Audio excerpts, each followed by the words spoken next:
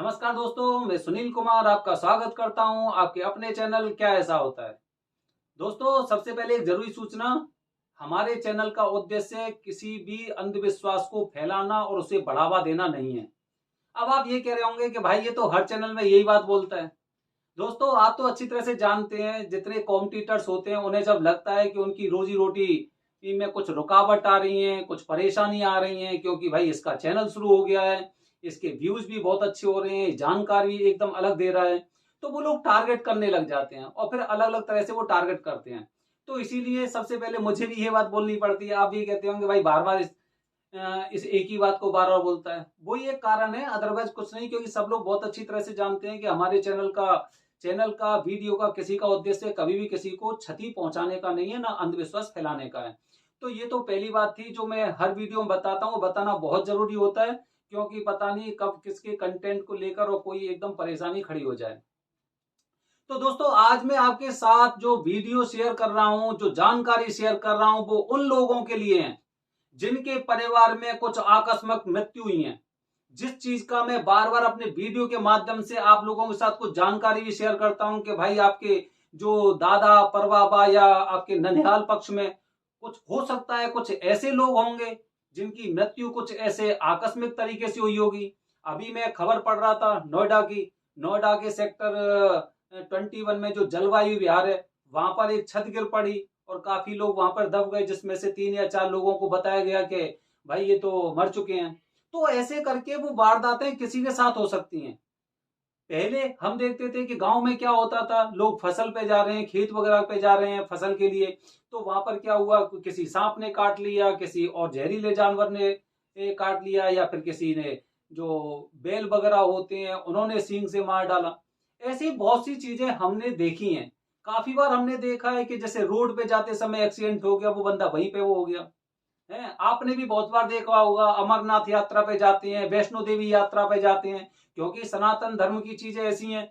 तो यहाँ पर जो और जो जो दूसरे समुदाय के लोग होते हैं, उनका उद्देश्य तो होता ही ऐसा है। इसलिए बार बार देखो कितनी सुरक्षा करनी पड़ती है। वहां पर से काफी बार ऐसी फायरिंग हुई है, काफी लोगों को गोलियां लगी हैं, काफी बस वगैरह नीचे खाई में पड़ी हैं। तो ऐसी चीजें होती हैं। तो ऐसी चीजें ना जिंदगी में कभी ना कभी किसी ने साथ घटित होती है या फिर हो चुकी होती है। तो हमें उस बारे में जानकारी नहीं। जो चीजें हमारे सामने हम देख रहे हैं उसे, वो तो हमें पता है। लेकिन अगर हम पुरानी और अगर हम अपनी एक गहराई में जाएं, तो गहराई के बारे में हमें जानकारी नहीं होती है। तो दोस्तों, आखिरकार जब ऐसे लोग होते हैं जिनकी आकस्मिक मृत्यु होती है, तो उनका श्राद्ध कब किया जाता है। अब जैसे अगर पुरानी चीजों को लेके चले, तो भाई सब लोग इस चीज का अनुमान लगाते हैं कि पृथ्वी लोग तो उन्होंने इस तिथि को छोड़ा था, तो इसीलिए उसी तिथि में इनका श्राद्ध कर देते हैं। काफी लोग उसके अलग अलग वो विचार बनाते हैं कि भाई इस समय नहीं उस समय, क्योंकि उस चीज का ना कोई एक परफेक्ट सबूत नहीं होता है। जैसे काफी बार आपने देखा होगा कि भाई उस वो क्या बोलते हैं, कुछ ऐसी आपने देखा हो, कुछ ऐसी गुफा वगैरह टाइप की हो गई, उसमें लोग दब जाते हैं और काफी समय तक वहां पर रहते हैं, उसके बाद बाहर निकल आते हैं। काफी उनमें से मर जाते हैं। अब उनकी तो नहीं पता है कि भाई तिथि कौन सी है। तो ऐसे करके कुछ ना कुछ ऐसी चीजें होती हैं जिनके बारे में हमें विचार भी करना चाहिए कि आखिरकार जब इन्होंने पृथ्वी छोड़ी है, तो पृथ्वी छोड़ी है, हम लोग ये समझते हैं कि पृथ्वी छोड़ दी मतलब मानव शरीर को त्याग दिया, तो उसी तिथि में आप श्राद्ध कर दो। लेकिन कुछ इससे हटके चीजें भी होती हैं, बहुत हटके चीजें होती हैं। क्योंकि अगर किसी इंसान ने सुसाइड की है, या फिर वो आकस्मिक दुर्घटना का शिकार हुआ है, या किसी जानवर ने उसे खा लिया या मार डाला है उसे, तो उसकी मृत्यु पूरी तरह से एक सही मृत्यु नहीं है। जो सही तरीके से उसने पृथ्वी नहीं छोड़ी है, तो उसकी आत्माएं ऐसे ही विचरण करती हैं जब तक कि उसका जो काल होता है पूरी तरह से पूरा नहीं हो जाता है।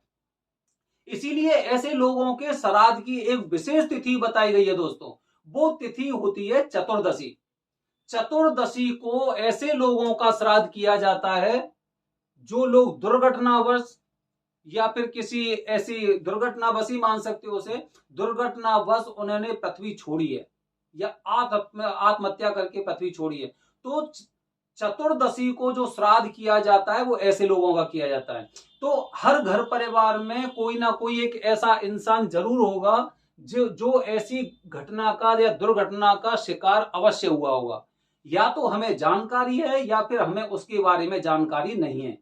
तो दोस्तों, इसीलिए चतुर्दशी का जो श्राद्ध होता है वो बहुत ही ज्यादा महत्वपूर्ण होता है, क्योंकि बहुत सी चीजें तो हमें उसके बारे में जानकारी नहीं होती। अब तिथि तो आप भूल ही जाओ, जिस इंसान के बारे में हमें पता ही नहीं है, हमने सुना नहीं है, हमने देखा नहीं है, हमें श्राद्ध तो उनका भी करना है ना। तो इसीलिए हम ये मान के चलते हैं कि हमारे परिवार में या खानदान में या फिर हमारे ननिहाल पक्ष में कोई भी जो हमारा सगा संबंधी है, उसमें कोई इंसान तो ऐसा होगा जो दुर्घटनावश पृथ्वी लोक छोड़ के गया होगा।